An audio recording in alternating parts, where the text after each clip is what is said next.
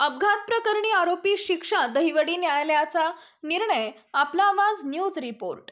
17 मे 2022 रोजी सातारा पंढरपूर रस्त्यावर गोंदवले खुर्द येथील मेजर फॅमिली गार्डन समोर झालेल्या अपघात प्रकरणी दहिवडी न्यायालयाने आरोपी महेंद्र ज्ञानेश्वर वाघमारे राहणार दिघंची तालुका आटपाडी जिल्हा सांगली यास विविध कलमांतर्गत दोषी ठरवत आज दिनांक 5 जुलै 2025 रोजी शिक्षा सुनावली आहे।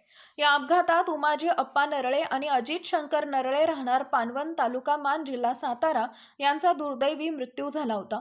फिर्यादी अप्पा दिगंबर नरळे यांनी दिलेल्या माहितीनुसार आरोपीने चारचाकी स्विफ्ट वाहन भरधाव वेगाने निष्काळजीपणे चालवत पल्सर दुचाकीला जोरदार धडक दिली होती।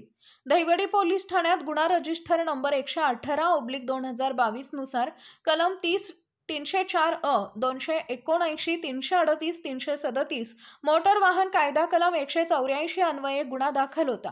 महिला पोलीस हवालदार डी.ए. डोईफोडे यांनी तपास करून दोषारोप पत्र सादर केले। प्रकरणाची सुनावणी माननीय प्रथम वर्ग न्याय दंडाधिकारी S.S. गाडवे यांनी केली। सरकारी पक्षातर्फे जिल्हा सरकारी वकील श्री राजपूत यांनी काम पाहिले। साक्षी व पुराव्यावर आधारित युक्तिवाद ग्राह्य धरून न्यायालयाने पुढील प्रमाणे शिक्षा सुनावली।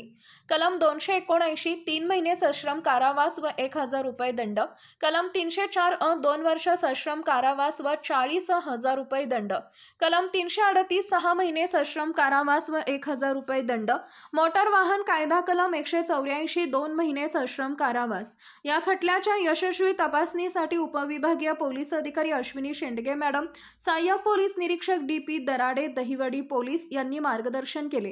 तसेच police constable Vilas Hange prosecution squad यांनी सहकार्य केले। आपला आवाज न्यूज साठी महेश शिंदे पाटील, दहिवडी।